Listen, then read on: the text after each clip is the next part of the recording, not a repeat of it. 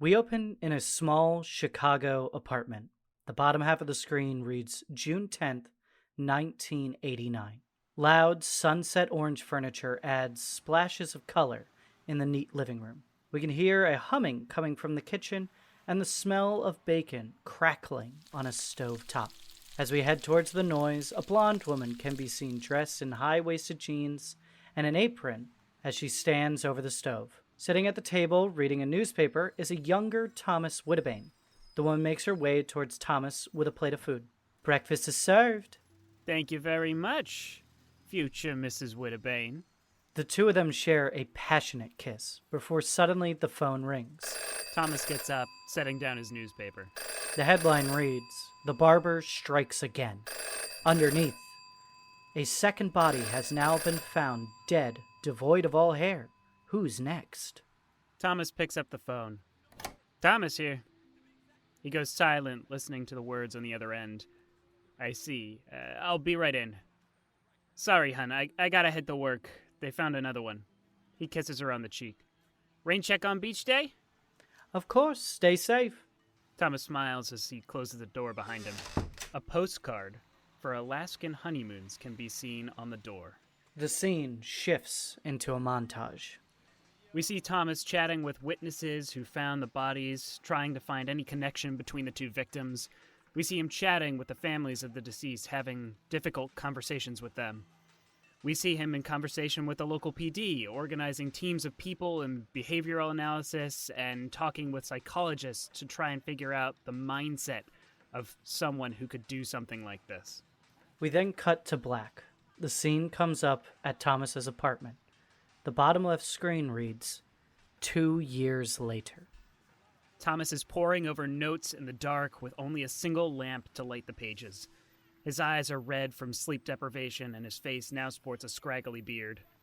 In a close-up on the files, we can see that 3 more bodies have been found, all having died from their hearts stopping, and all having been found without a single follicle of hair.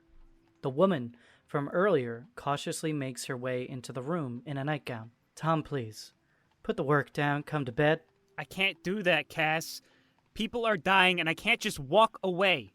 Very calmly, Cassandra responds, I'm not asking you to walk away, I'm asking you to get some sleep. Please, Tom, I can't bear to see you like this. Angrily, Thomas turns back to his work, ignoring Cassandra as she makes her way back to the bedroom. It's morning now, the next day. Thomas is asleep in his chair, papers all around him, as Cassandra walks out of the bedroom with bags in her hand. She pauses and looks at him before walking out of the apartment and closing the door behind her. A postcard for Alaska falling to the ground. We fade to black. We cut to the U.S. Marshal's office. People work in cubicles as others run with papers under their arms. We enter into an office with the label on the front of the door, Director Bill Peters. What do you mean I'm off the case? It ain't up to me. Fellas from D.C. showed up last night. They took all your files, everything. They said they would take it from here. Look, I made some calls to find out who they were, but got nothing. This is some serious shit. They can't just walk in here and take our case. This is my life, Bill. Hey, look, this might be a good thing, huh? Give you a bit of a break. I'm worried about you. Go marry that girl Cassandra of yours and forget about this case. Tom grits his teeth and looks away. We zoom into Tom's face as Bill's voice becomes white noise, and a more determined look comes across his face.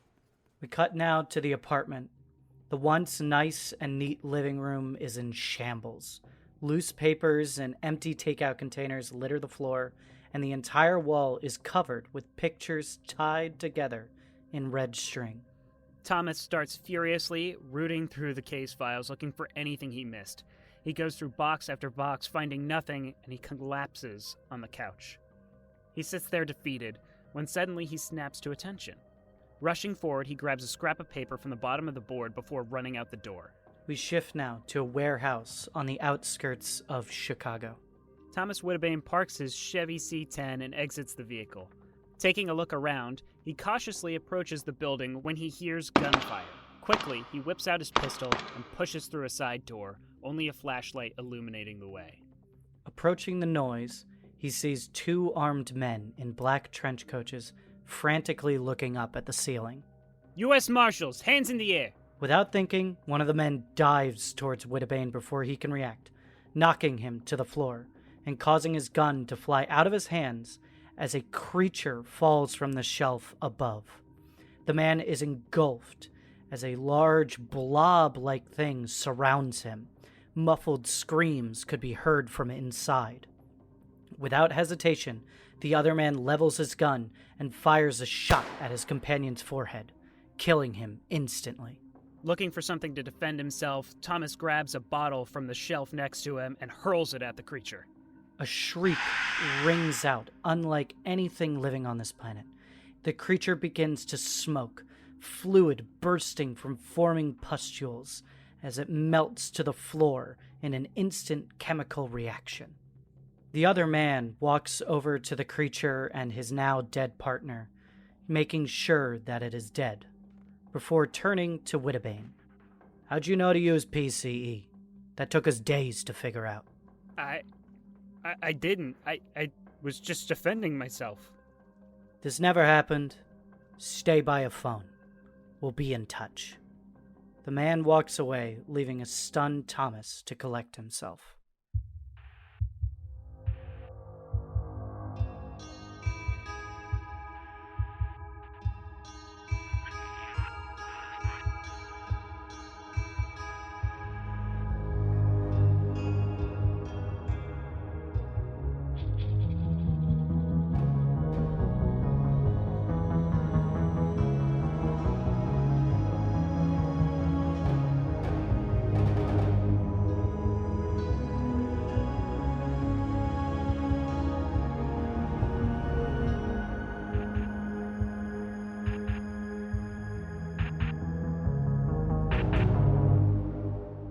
Welcome back, everybody, to RP Jesters. I hope you all enjoyed that little scene written by our very own Casey Reardon. I am Sky Swanson, your humble handler for Delta Green here, and I am joined, as always, by Mr. Andrew Frost. Hi, Dave Stanford.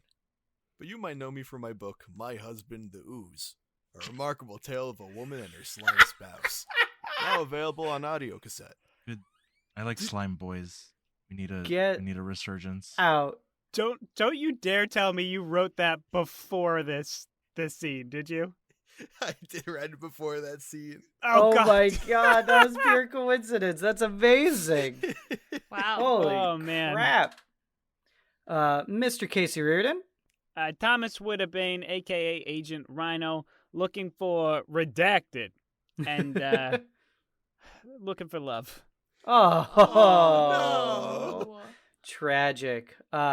The watertight Jonas Tintenseher. Oh, watertight. I thought you said water type. And I was like, I don't think so. Ooh, like what type would you I be? hope everyone's watertight. Fairy. The fairy type Jonas Tintenseher. Ainsley, Don't take that out of context. Gonna get canceled.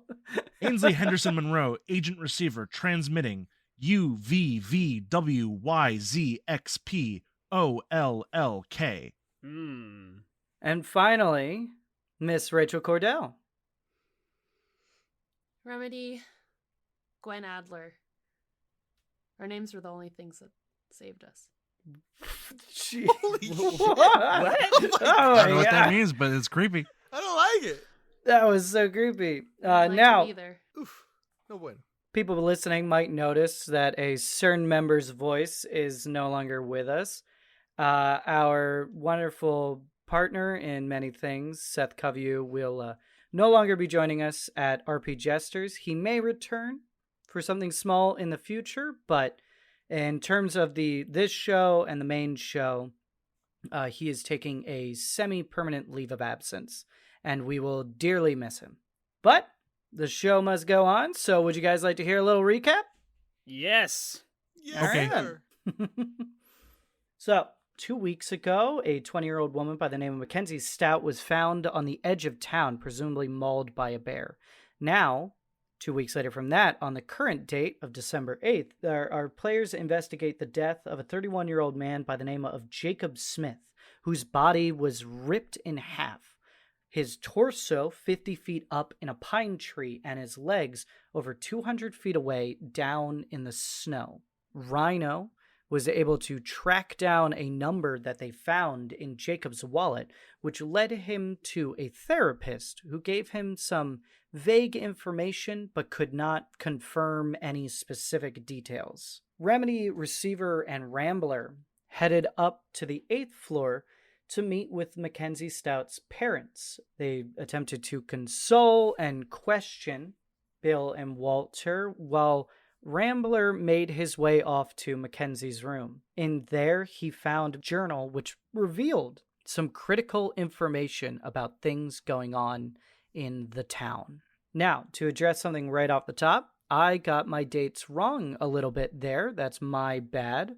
The final date in that journal should not be November 28th, but instead should be November 23rd. So basically just take all the dates and move them back slightly. So the 28th would be 23rd, the 27th, the 22nd, November 14th would be November 9th, so on and so forth.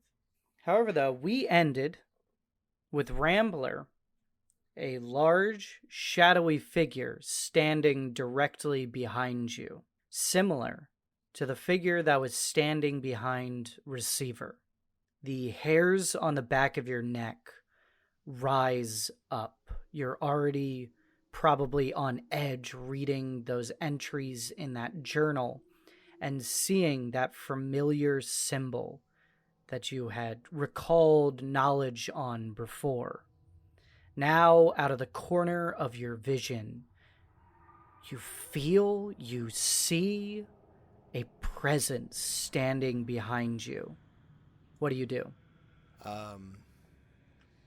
Try not to scream. I feel like that's a good place to start. It's a good place to start, definitely. I'm just going to avoid looking at it as best as I can, because I'm going to assume there's some kind of mind screwery that will happen if I look directly at it. Okay, then. And is there at least a clear line to get out of said room? The exit is right behind you, where that person is standing. Great. Love it. I mean, if you simply just choose to try and wait it out, that is also an option. I am just going to hold my breath and walk around it while not looking at it and just try to get out of there. Do you keep your eyes open, or do you just simply shut your eyes? I feel like I should shut them. I'm just gonna shut them and just march on out. Okay, you shut your eyes. Do you keep the journal with you? Yes, I assume I slide it into my jacket. Okay, you slide the journal into your jacket. You simply close your eyes. You move around. What I want you to do is, I want you to roll me a luck check. So this is a 50-50 check. You want to roll under a 50. Okay. And as a reminder to those listening, in Delta Green, you roll a 1d100, and then you want to usually get lower than the score. So that'll be a 20.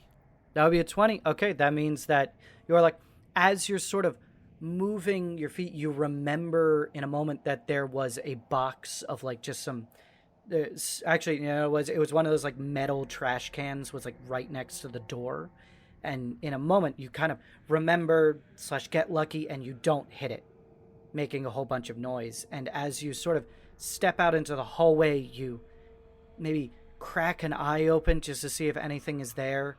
And you are alone in this small side hallway. The bathroom to the place to the left of you, and the hallway goes around to the right, where you can hear Remedy and Receiver continuing to talk to Walter and Bill. Okay, I'm going to go to the bathroom and check my pants for any accidental spillage. Make my way back to the crew. You sort of like slide into the bathroom, and then you maybe flush the toilet just to kind of convince it and Dry heave exit. a little bit. Yeah. Remedy and Receiver, is there anything more that you want to ask of Bill and Walter? You probably don't know that Rambler went into Mackenzie's room there. I mean, I directed him to. Yeah. So I think I know. Well, Sky, I forgot. It was like a subtle nod kind of thing. Yeah. Because you were. I don't know specifically mid-conversation what he with did, but parents, I was like, go look around. Yeah. Yeah.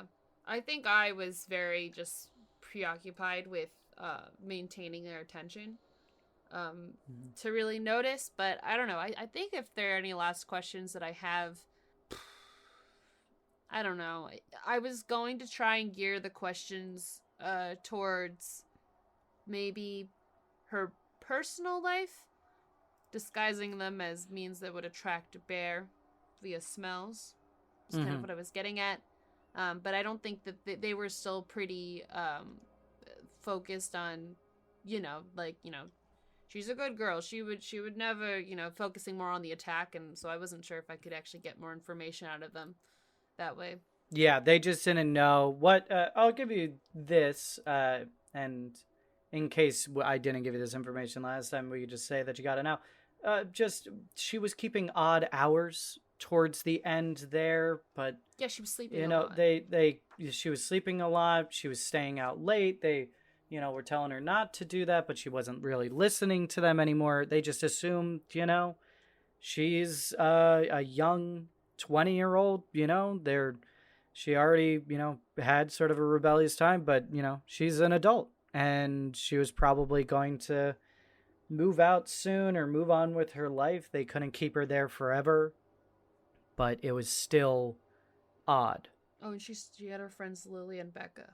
Yeah. Of course. Yes. And I guess the Starlight Diner and convenience stores were locations that I have written down. So those, I guess, were... Mm-hmm.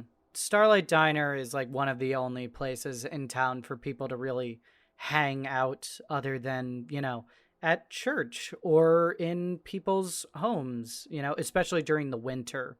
It's really one of the only other, warm, inviting places in town. Yep. I'd like to, I kind of jostle around with my equipment and say, is there, do you happen to know what, where we can find, her friends that you mentioned? We'd like to talk to them, just standard investigation, just ask a couple of the same questions, He says, Walter, speaking across me, the blonde man, he says, I'm not, it's embarrassing. I'm not sure where Lily lives. Becca lives a floor up from us, though, over in, she lives in, 910. I thank you. We'll be sure to speak to her. Bill, comes over at this point. He has a little tray with some, mugs on it and a fresh brewed, pot of coffee on a little hot plate. Anybody want any coffee? Yes, please. He pours you a mug and sits down with Walter and just says, it's hard for us right now, but if you have any more questions... I think for the time being, we may just keep you posted if anything else comes up. Oh, okay. Well, then, allow me to put that in a travel mug for you.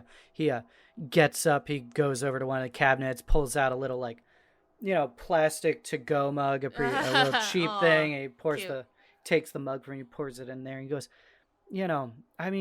I don't know what else there is to do. At the end of the day, it's tragic what happened to our girl, but I don't know.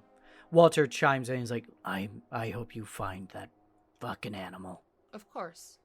And they sort of, sit there silently. There's as they would describe, a deafening silence in the room in this moment because a person in their lives is absent now, and that space won't be filled again for them. What do you all do? Do you all leave? Do you ask them any more questions? Yeah, I think we're just waiting for Rambler to be done taking his poop, and then we'll be on our way. Yeah, at that moment, in that deafening silence, the bathroom flushes and Rambler walks back into the hallway. Rambler is visibly wet on his face, like he was splashing himself with cold water. He's like, I love it. Did I miss anything tentative, or No. We've pretty much wrapped up everything that we have right now. Of course, if we have any more questions, we will come back. But I think we're all good. All right, good. Gentlemen, it's been a pleasure. Once again, very sorry for your loss, and we'll keep in Yeah, I don't know if touch. it's been a pleasure. They just sort of nod a little bit. They're a little unresponsive in this moment. Bill gets up and walks you all to the door, opens it for you, gives you all sort of a pained smile before, letting you all leave. Mm-hmm. Yeah, makes sense. Yeah. Mm-hmm. Right now, I would say the screen reads like 4:30, so Rhino would be wrapping up with his phone call right about now. Perfect. I guess, do we want to meet up and then find our way to Jacob's parents? Yeah. If we meet up first, I don't know if we want to go to Jacob's parents before the sheriff and deputy talk to them. I think that Sheriff Brown is right in that the local should deliver the news. I don't think we want to be the ones to do that when they can actually provide some semblance of comfort Yeah. where we can't. Yeah, that's fair. You would know that when they were leaving the morgue, they were most likely on their way to go talk Yeah, with that's- Mrs. Smith. That's fair. It's been half an hour. I think we can give the mom a little bit more time to herself. Like after being told that, I think she deserves having a decent amount of time to herself before we start bombarding her with questions. At the same time, I guess, wouldn't additional, questions be better to kind of get all that at once than... Well, we have other stuff we can talk about. We should debrief. I mean, true. Receiver wants to gather everybody anyway. Yeah, I mean, that was the whole thing. Let's kind of gather what we have so far anyway. So I'm gonna set us up. I'm gonna take us back to our room, whichever room we were in before. Actually, the other room that we weren't in before. Mm-hmm. Oh, switch it up. We had a little conversation before the other one. I'd like to search the room for any electronics or anything that might be a bug or bugged, rather. Okay, then are you pulling down the light fixtures and stuff like that? Yeah, I'm not gonna go too in depth about it. Okay. I'm gonna check for obvious stuff, and then receivers kind of. Yeah, we don't have. I don't think we have the time to start pulling the whole room apart. Maybe in the evening. Why don't you go ahead and just give me a search check? What is your search anyway? My search is 40. Okay. 41 actually. Oh, You failed once. I failed once, and I failed again. Ah. Got a whopping 94. You look around. You don't find any sort of listening devices or anything like that. So this is more a question for you as the handler, Sky. If I'm seeing Yes. receiver do that, I have a very high search, and would I just be able to tell that she is not doing a great job and ask her what she's doing? Yeah. So no, that mean, I could then roll. I think with your sort of training, you would know immediately what receiver is doing. It might not be so obvious that receiver is doing a bad job, but it more just might be Sure. you might know some more specific hiding spots. Receiver might not know to unscrew the light switch. There could be something back behind there. Receiver might be I'll check the lampshade and I'll check under the tables, but you would be Sure. you can also check these spots. So why don't you so go I ahead? think I'm gonna still require a roll though from you. Yeah. I think I see receiver starting to search, and I'm like, what you doing there, receiver? I really should have done this earlier. I just, it's been a long day and I just was so frazzled. But we have some stuff to talk about, and we should make sure that there's not any unwanted listeners in the room. Yeah, I know what you mean. I think I can give you a hand here, and I will make my roll. I failed. Are I you rolled serious? a 95. You Hey! are rolling 94, 95, so baby. high. Oh Too my much god! confidence. I can't. This is a game that clearly does not like me in terms of rolling numbers. Your weighted dice um, don't work in this format. But Agent Rambler has an even higher search and can tell that both of us are doing a bad job. No. No. I think it works. That I just you pop a couple. What is your search anyway? I have a 70 search. Goddamn. You pop a couple, like, the light switches. You're pretty damn clever. There's like some, like, a blender in the kitchen. You like pop that side out. You heard something like that happen before, and you do all this stuff. No listening to devices can be on. You are fairly certain that there is no one listening in right now. I think we're all right, receiver. I didn't see anything, did you? With confidence. No, but just in case, and I'm gonna. I was gonna do this no matter what I rolled. I take my tape recorder, the cassette player. That's what the word I was looking for. I take out another cassette. I swap it in. I hit play. It starts playing this weird, like, I don't know if hyperpop existed yet, but it's like a precursor to hyperpop. It's just this super weird synthy collection of random sounds that aren't. Yeah, there's like early 2000s, like electronic, the dawn of that sort of stuff. Very, very synth wave, like all that sort of stuff. Yeah, but it is loud, and it is obnoxious. And I just kind of set that in the middle of the room. Hopefully we don't get the neighbors knocking on the door. Yeah, immediately there's like a thumping on the floor below you. I just set it on like the coffee table in the middle of the room. You hit play, and then it's like a beat later. Dunk, dunk, dunk, dunk. I hit play, I set it in the middle of the room, and then I gather everyone around, and in hushed tones I say, okay, quick debrief. What? Quick debrief. I like lean into Remedy's ear. Quick debrief. Oh. So, what have we found?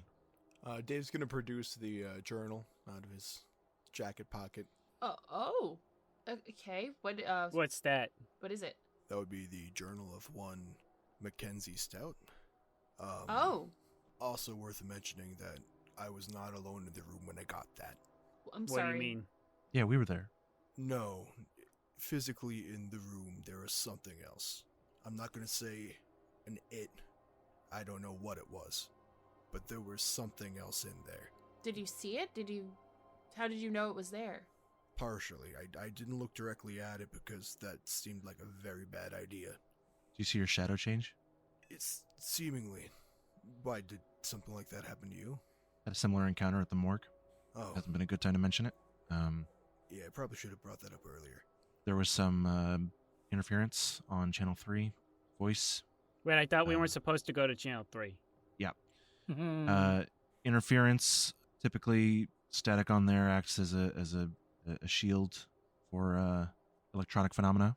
These kinds of things, the mind can't handle them, but technology, especially magnetic storage, keeps it all together. Wait. So both of you have seen this shadowy figure? Because... Well, I didn't look at mine either, but I saw my shadow distorting on the wall. Well, Jacob was having dreams about a shadowy figure watching him.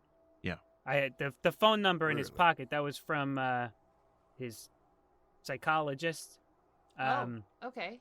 Yeah, I didn't get too much out of her, doctor-patient confidentiality and all that, but he was panicked and erratic. Apparently, he was referred to her by Deputy Carl Patch, surprisingly. But he was having dreams of this shadowy figure. So, sounds like we have a suspect. Mackenzie saw it in the journal, too. A suspect? What, Carl? No, the shadowy figure. Oh, I was like...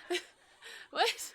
I mean, either way, that's a funny kind of yeah, answer. No, that's in character. They're both subjects. No, it is. I'm confused. I assume Rambler reads out the we go through what was in the journal and we share all the information we have. Yeah. And I say, so if this is the kind of thing, there's something about people getting these markings at a young age. It's a kind of rite of passage in town. I think we should speak with Mackenzie's friends if we can find them. Lily and Becky. I think we got Becky's room number.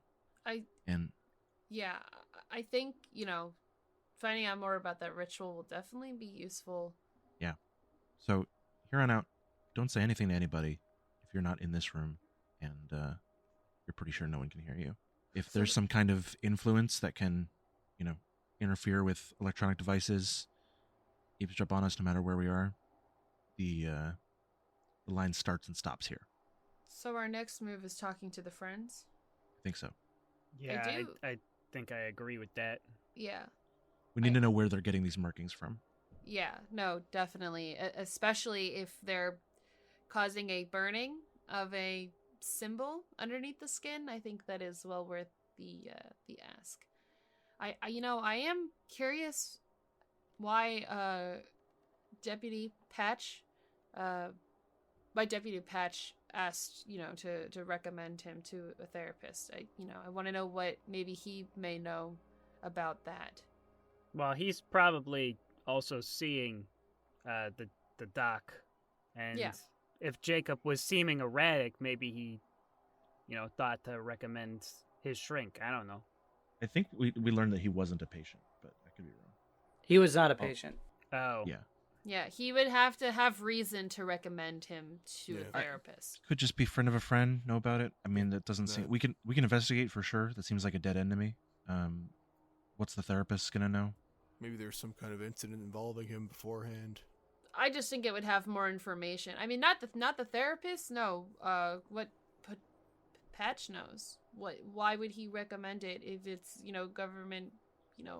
well, he's the He's just a local local. deputy. Yeah, I if know, he but sees somebody in trouble, he's gonna try and help in any way he can. He seems kind of enthusiastic. Yeah, but Yeah, what quite a is bit. it that made him in trouble to recommend a therapist? Like, what does he know? What did he see? I'm just asking what was he Oh, okay. doing? About Jacob. Yeah. What yeah. what was Jacob doing that he would recommend him to a therapist? Like that even in a law enforcement,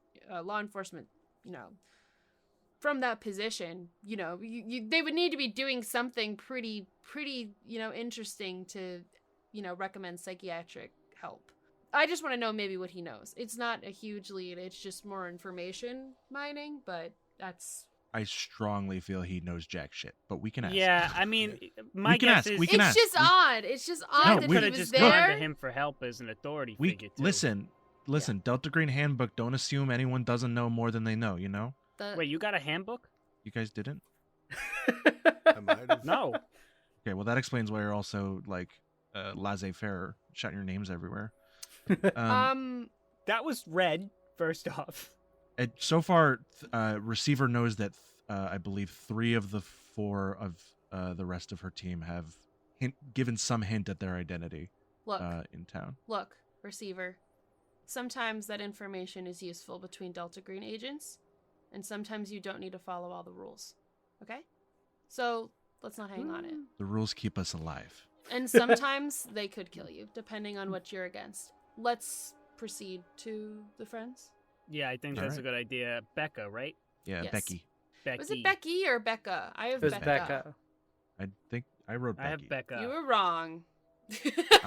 We'll check the tape. I will be vindicated by history. You're gonna edit this so that you're saying Becca and we're saying Becky. You're absolutely right. Becca. There we go.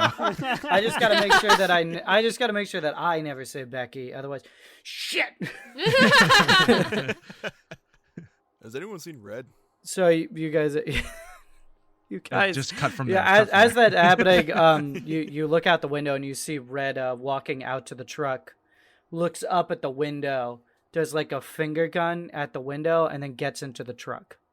Does not start it, just gets in. Huh. Good. Should we be concerned about that? No.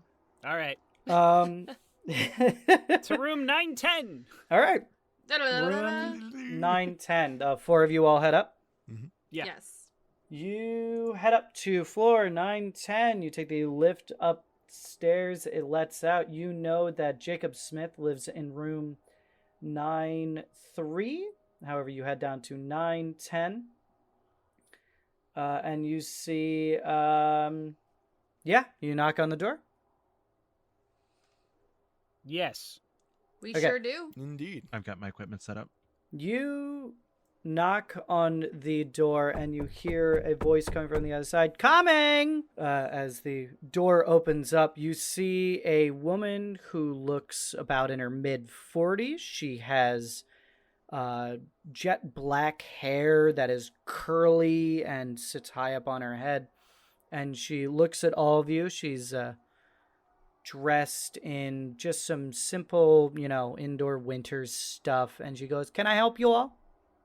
Hi there, ma'am.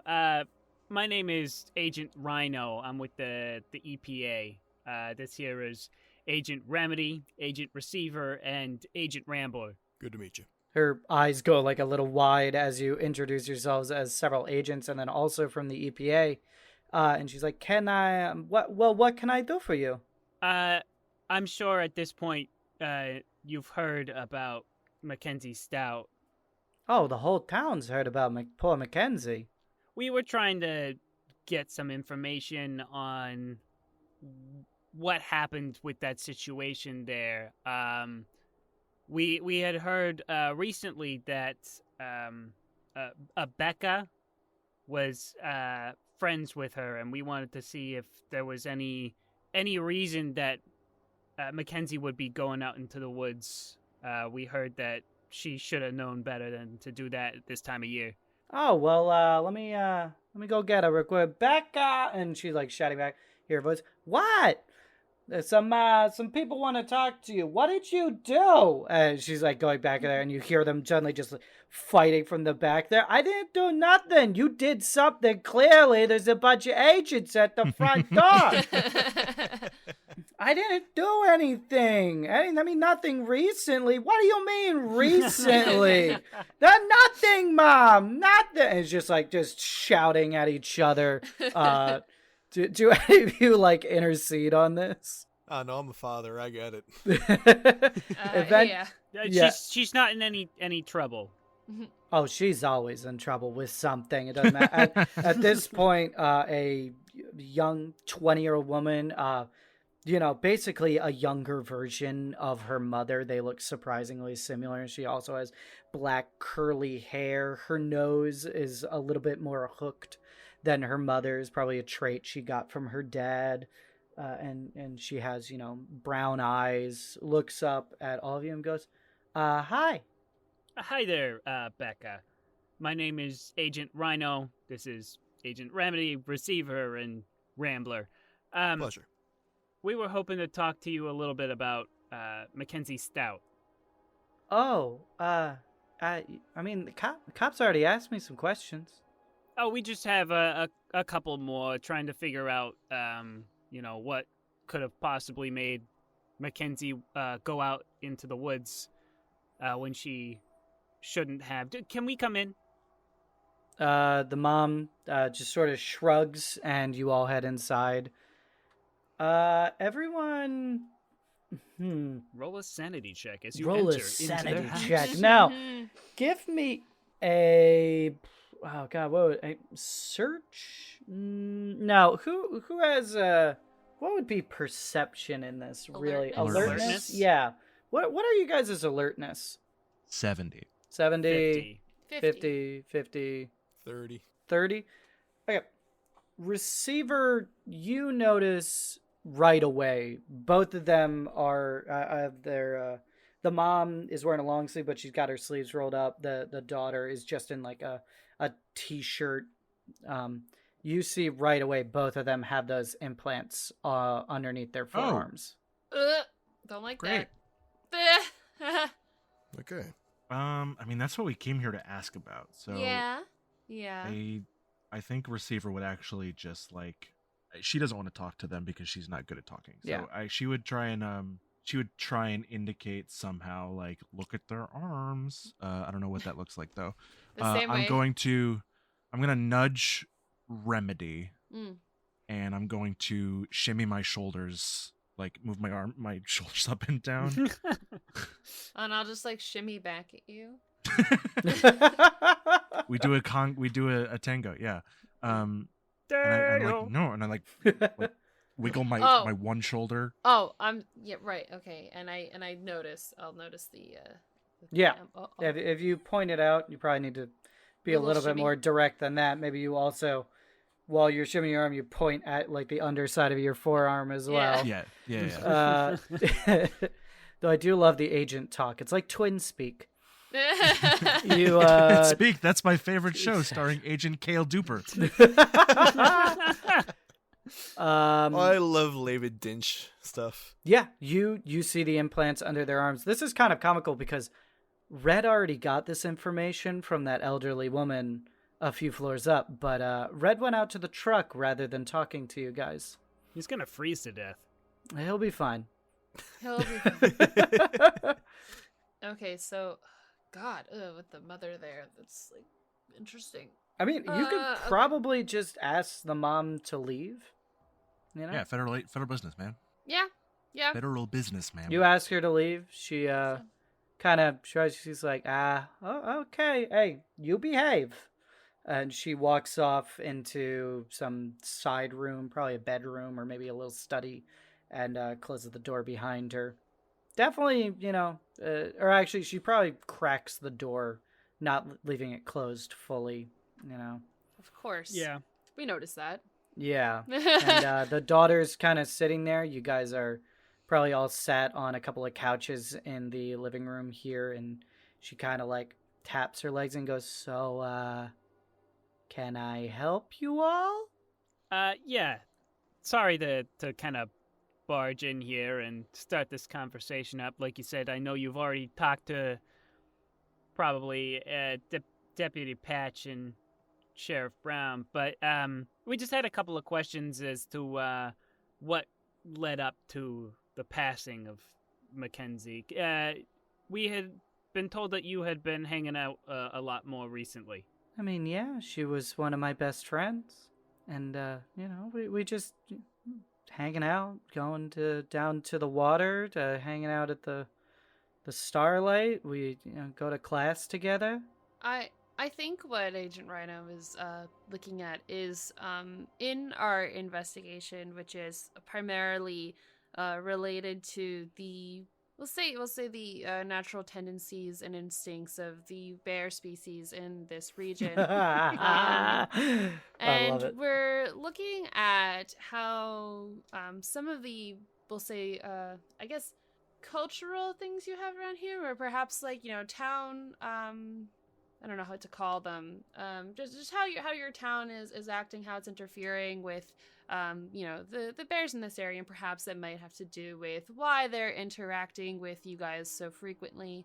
I guess we'll start with is I know that Mackenzie happened to have a marking or thing on her arm, An implant. and I think that, and she'll gesture, and I see that you two have that same thing. Would you mind just explaining what you know about that? She kind of like looks around you and she leans in, like getting close to you guys. Well, I think it's because of climate change. Not a lot. I read about this on a website, and they're saying the planet is heating up. And I bet you that's making those bears more desperate. I mean, it definitely could have something to do with that.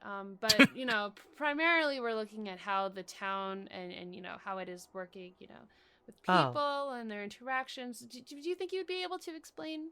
I mean, if you see a bear, you stay clear of it. We all know it.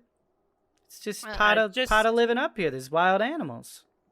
Just out of curiosity, did you see Mackenzie on the day of her passing? No, I didn't see her on the day that. Yeah. She kind of like gets a little bit of a distant look as you ask that question. She's like, I didn't see her that day. Can I make some sort of check to discern if she's telling the truth on Sure. that? Yeah. I also wanted to say that in that I gestured to her arm, hoping to make the rest of the party aware that she also has that mark. Did that work? Yeah, I think we picked up on it. You guys picked that up? Okay, cool. Yeah, I think, yeah. I just wanted to make sure that was read. Tell us about the markings. What was that, human? It's another fail. I rolled a 96. Oh my god. I have an that's 80 in three. human. Holy Can I tell if she's Oh wait, lying? you have an 80 in it? Yep. Oh, okay. I thought you had lower than that. With an 80 in human in, so don't mark that you failed it because I wouldn't have made you roll. I didn't realize you had it that high. She's a teenager. She is hiding something. Gotcha. She paused. She fidgeted weirdly. You've been trained in this sort of stuff, and she lied about something there. Yep. Well, can you tell me about the last time that you saw Mackenzie? That might help us get a little bit of an idea on what was going through her head when she went out into the woods that day. I think I saw her on the 18th. I think that would have been like a Tuesday or something. I mean, yeah, I think I saw her on the 18th. You know, we were just hanging out here. Was there anything going on with her that might have suggested she would be a little bit more reckless heading out into the woods? No, I don't think she wasn't that kind of person. See, that's very interesting to me. Because the wounds that were received by Mackenzie were on the front of her body. And you would think that someone who lives up here with bears would know to either, protect the vital organs from said bear, or to, try to escape said bear. It's almost as if she was walking directly into the path of said bear. She kind of like stiffens up as you start talking about the wounds on her friend. She is clearly uncomfortable with this line of questions. I mean, they tell us all about the bears and what to do. She would have known what to do. And what I want to know right now is, I know, Remedy, you said out loud, you acknowledged that the door where the mom was being kept was being kept cracked. What is going on? Am I having a stroke? Jesus. Do you smell toast? Oh my god, delicious toast. Oh no. You know that the door was being kept cracked. Would all of you be kind of asking this in like hushed tones, or are you all just kind of, because no one said otherwise, but I do want to give you guys, I did give you that information, and I don't think your characters. All of Rhino's questions have been fine for the mom to hear. I think he's been kind of talking normally. Yeah, my questions were in reference to, like, again, just kind of town goings and stuff. So, but you guys were saying them like, at a regular volume. Receiver would speak up if there was something that she felt needed to be hush hush. Yeah, I think I'm speaking at a fairly normal tone. Yeah, that's the deepest I'm going with that line of questioning. I'm not implying anything else really. Okay, yeah, she's clearly comfortable. She's backing up slightly. At this moment, the mom comes back out, and yes, it's been like less than 5 minutes, and she comes back and he goes, okay, you all are asking some pretty. She's already been questioned, okay? She's gone through a lot. She lost a friend, and now you all are making her relive that experience, okay? What is your problem? I understand that this can be difficult. It's never easy going through all the details, but we need to get as much as we can to get to the bottom of the situation and figure out why these bears were attacking and possibly be able to prevent it from happening to anyone else.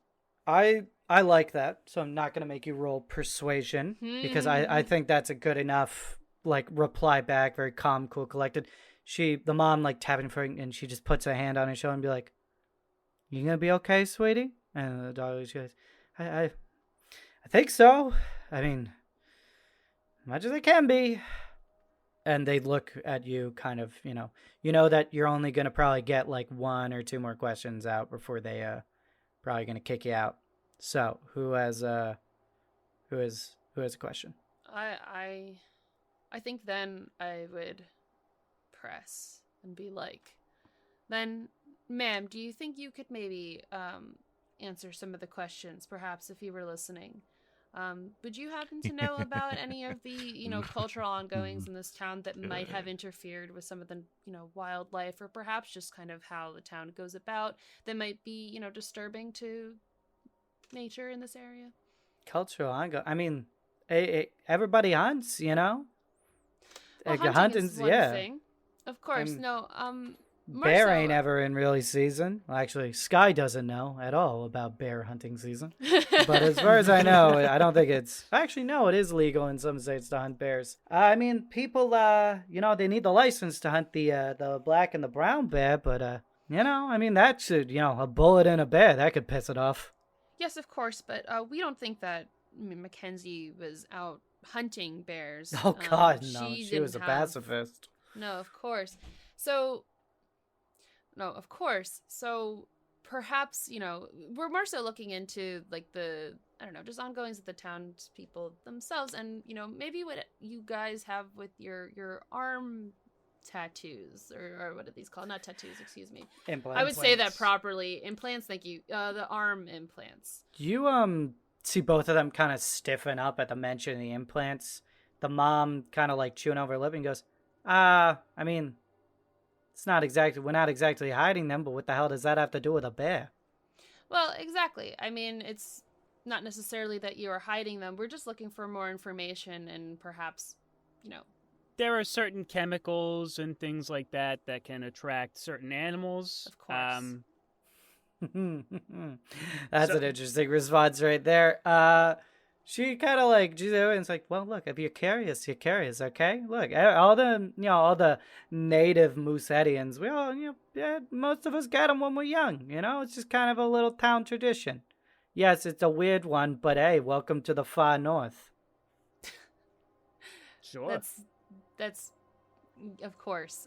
But is there a reason for it? As being young and fun, is there any kind of discussion about it, or the daughter perhaps maybe explorations into the wilderness that come with receiving them? Oh. The mom pipes in again and is just like, it's kind of funny. No one actually really knows why it's the little symbol it is. I think it's because it's supposed to look like a moose, but then again, what kind of moose looks like that? I would love to get some more information about these. Could you tell us who is the person who gives these implants? Oh, you got to go out of town. People usually make a trip out to Anchorage for it. Out to Anchorage. Great, thank you. Oh, maybe. How far is Anchorage from this town? It's a couple hours away. We took a prop plane out of Anchorage and then a truck from wherever we took the prop plane to. Yeah, Jackie over at the Starlight Diner, he knows a guy out there and usually, gets him to do it. Next lead. Oh, we still have more information here. Well, thank you very much. And if either of you think of anything else, you can find me in what room number are we? 6? 6, 1, and 2. 6, 1, and 2. Yes. You can find me in 6-2. I'll be around. And I just kind of look directly at Becca as I say that. Give her the old eyes. Mm-hmm. She kind of shrugs a little bit. It's like, thank you. All right. Yeah. Well, you have a good day now. All right. Yeah. The mom walks you guys out, kind of gives you a little wave, and sends you on your way. As you guys exit the door, you see down the hallway over going into, or currently unlocking the door to room 9-3 is what you would assume to be Mrs. Smith. How does she look? She looks like her eyes are puffy. She is sniffling. In one of her hands, she has a tissue. The other end, her keys are slightly shaking as she is heading into her room. She's going in. Yeah. Okay. She doesn't really notice you guys at all. Ugh, if she was leaving, I had something, but... We have to do it. Do we? We do. If I mean, we're At some gentle. point. And I don't know how much longer we have. Yeah, Receiver would also suggest just moving on. I don't think we can get anything out of Smith right now that we don't already have. I mean, I would say maybe give them more time if the sun didn't set an hour early today. And 2 of us weren't visited by shadow creatures. We do have another lead to follow up on. We can stand to give her a little more time. You could also divide and conquer if you guys can't come to a decision here. Somebody could go talk to her while you guys... What other lead are you guys following up on? Jackie at the Starlight. Okay, then. Yeah, well, another group of you follow up on Jackie there. Yeah, Rhino and I could go to the Starlight. Yeah. I think that would work for me. Okay, that's what we do. Okay, so Remedy and Rambler, you head down the hallway, or all of you head down the hallway. Rhino and Receiver, you head into the elevator. As it closes, you see Remedy and Rambler approach Mrs. Smith there. What do you say? How do you approach her? I imagined if she's just going into her apartment, is she still standing outside? Yes. Mrs. Smith, can we have a moment? She looks to you, not saying anything. However, she fumbles with her jacket and pulls out a little notepad and a pen, scribbling on it in extremely messy handwriting, almost illegible, her hand shaking so much. She holds it up to the two of you. It says on it, "Can I help you?" Mrs. Smith, my name is Agent Remedy, and this is, Agent Rambler. We're with the EPA investigating the bear tax. I understand you are the mother of, Jacob Smith? She nods. Would you mind if we took a minute to ask a couple of questions of you? I know this is a very raw moment for you, and perhaps we can just get this out of the way. She looks a little somber and just simply nods. Understood. Very appreciated, Miss. Opening the door now, she lets you all inside.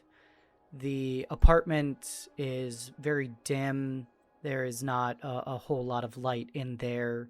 She doesn't really bother to adjust the lights at all. Simply sitting down in this semi-dark room. The lights are on. They're just, dimmers that have been turned down a whole bunch. Warm light setting. Yeah, exactly. She sits down in the chair and sort of looks at you guys expectantly. Yeah. Rambler, are you okay if I take the lead on this, or would you like to? By all means. Sure. It is, real fast, sorry, it is the exact same layout as Bill and Walter's apartment as well, where there is that hallway that curves to the left, and you can assume that is most likely Jacob's room back there, with a bathroom next to it. Remedy, what do you say? So, again, we're more so investigating how the bears are interfering with life in the town right now, being that there are now multiple incidences back to back. So in that regards, we're investigating, basically what people in town are doing and how that may interfere with, what is going on in the wildlife around this area. I apologize that you may have to do a little bit of writing. But we were looking to know a little bit more about Jacob's daily going-abouts in the last couple of days, perhaps how he was doing. Again, more so just looking to see how his track interfered with what may, have occurred. Yeah. She starts writing down on that notepad, scrawling out some notes. On it, she shows it to you, again, scrawled out, clearly distressed. It says, "Jacob was a good son. He was a nice boy. This never should have happened to him. He knows better than this." Yeah, of course. Let's see. I guess I would kind of lead into leaning towards talking about, if he had any kind of, I don't know, how his mental health was, maybe what he would be doing in the woods. Obviously, knowing better is one thing, but, if she knew anything in that kind of regards, kind of to get her talking. I kind of want to, nudge Rambler for a round 2 of room investigating, if that's possible. Again? This man just saw a shadow demon and you look, wanted to go in again? I asked if you wanted to take the lead on questioning. That's fair. She did ask. That's true. You put yourself in this situation. I know. She writes down on her notepad, he was fine, nothing strange. He was not sure where he was last night. He was just coming home late. He was just coming home late. I understand. Yeah. Now, before I go on my sleuthing adventure, are we in any way able to see if she has the markings on the arm? Each of you give me an alert check. She's got Damn. on longer sleeves, but there might be a moment where you might be able to see it. What'd you get? Failed. A 61 Failed? over 50. Oh, and I Rambler also failed. failed. You Guys. no idea. Guys. My first fail of the No campaign. longer perfect. I've been brought God, back to team mortal. perfect. Falling hard. This is my first This is- skill check over a sanity check. This is the last episode of Dave Stanford as he was eaten by a shadow monster in that bedroom. Okay, Okay. Yep. Rambler, you excuse yourself to the bathroom. Yeah. Okay. I just see you. I need to wash up real quick. Okay then. Do you go into the bathroom or do you go to Jacob's room? I don't know. Bedroom. See, the obvious answer is bedroom, but does Dave want to do that again? It's a bait and switch. This time the secrets are in the bathroom. Check the medicine cabinet. It's all in there. That's actually not Done a it bad once, idea, You actually. can do it again. I'm just going to peek into the bedroom for now. No. You peek your head into the bedroom and start looking around. I wonder if I want to... What is your search and what is your alert? What are those scores for you? Not very high. Why are you the one in these places? I know. That's what I wanna Oh, know, too. God. I asked. My alertness is 30, and my search is default 20. Oh my God, you are the worst to have in these rooms right now. Yeah, a little bit. Unreal. Wanna know what I'm good at? Humans. Well, then you should have been the one talking. I'd say you. Bureaucracy. Why didn't you see up? Yeah, wait, why aren't you But I- talking to her? Because I'm very good at the occult. Oh, all right. I will save us. I have base occult. Actually, just kidding. I have 20. Occult, Yeah. but- You pop your head into this room. Okay, roll me a search check. Oh, Lord.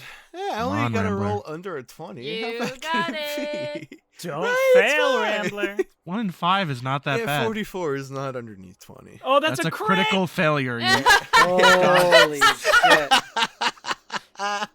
Woo! Holy shit. Okay. Andrew. You Dave Waiting Stanford for is no this. more. go into the room Open a portal. where you somehow notice that the vent above his bed, 2 of the screws are missing from it. Oh, no. You reach up there and take the vent cover off. Something sort of prompts you to do it. And inside of the vent is a box. Ooh. Do you pull it out? Yeah, I do. Who am I kidding?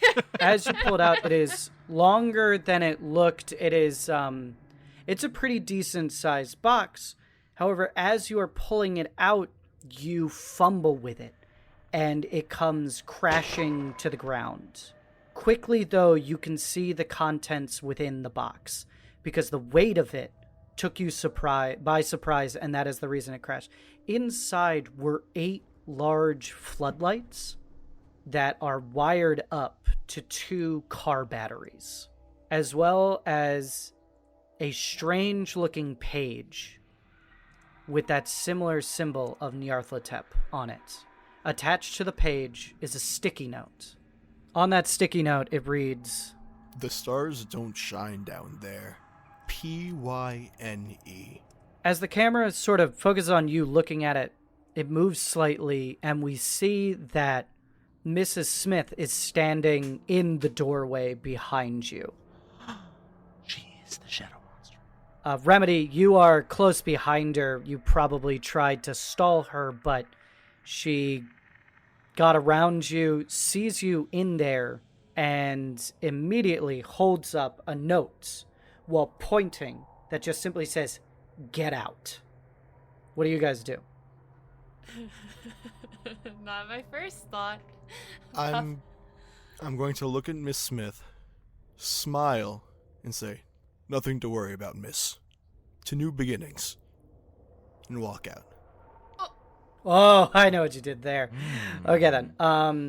Go ahead, roll me a human int. Oh, the dice don't fail me What now. What is your... Isn't your human int really high? It's pretty good. What is it's it? Not. It's 40. Okay. It's all right. It's roll it. not mine. It's 24. We're fine. 24. Yay! As you Finally. say that, you see one of her eyes twitch slightly as she clearly reacted strangely to what you said. But she points and forces you guys out of her home.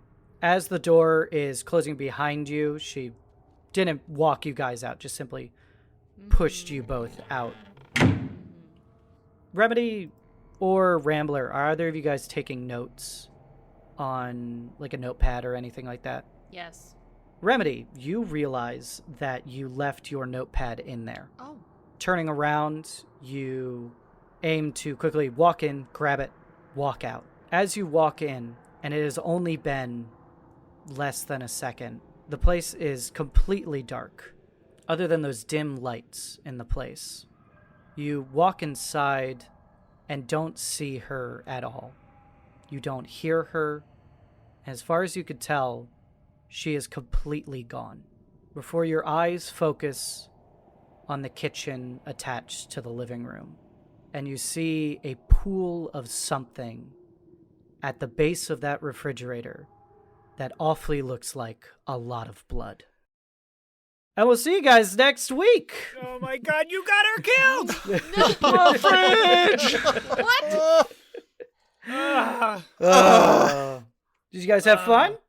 Sure, yeah. It's fine. I have So much anxiety fun. is what I have. All right. Well, thanks everyone for Level up? listening. Does anybody Level have any up? leveling up they would like to do? Yeah. Good I save. didn't Oh, I didn't. forget again. Rhino, let's start with you. I failed search. Okay. And I rolled a 4. My search is up to Great 74. Job. Rambler, did you fail anything? I did, unfortunately. My streak is over. Broke your streak. Okay then. Streak. My Yeah. search gets an extra 3. Ooh, very nice. And Receiver? then I think I failed it Oh. twice. It just It counts as doesn't- the one yeah. time. Ah, nuts. I also gained 3 in search. Nice. Okay then. And Remedy, no longer perfect, are we? Yeah. Yeah. I failed alertness. I add a 3. Nice. I think I also failed alertness, didn't I? Okay then. Yeah, you did You fail did. alertness. You did. Yay! Well, I mean, well, no, Yay! my points went up. I Yay! love Another it. 3! Hey! Boink. There we go. Fantastic. Well, does anybody have anything they would like to plug? Follow me on Twitch, twitch.tv/Majora's Rose for streaminess. Stream. linktr.ee/Tintenseher. It's my last name. Rightiness. Yeah. Go check out Ava plus Eli Forever on GoFundMe. We're still trying to raise some funds to shoot the pilot for that. So anything you can give, or if you could just share the link, that would be amazing. If you you got some extra time, a little change in your pocket, why not give this podcast a review? Give it a good one, and we'll give you a shout out. Yeah, That's a good one. yeah, Yeah, simple. we'll and talk about clean. you. Yeah, Talk about what Tell you us- like. tell us which one of us is your favorite, and then we'll fight about it in the next episode. Oh. Yeah, I think it's me. I think it's me. I think it's Guy. I think it's Casey. I think it's Chris. I think it's Chris Oh, too. it's definitely Chris. If anybody leaves a review, then they say that Chris is their favorite, I'm gonna quit. Oh, no. And then we'll replace you with Chris. And Hey! Hey! Yay, problem solved. Yeah, exactly. And Yeah. then we'll say goodbye. Goodbye. That was a weird outro. That was a weird outro. It was a vibe. Oof.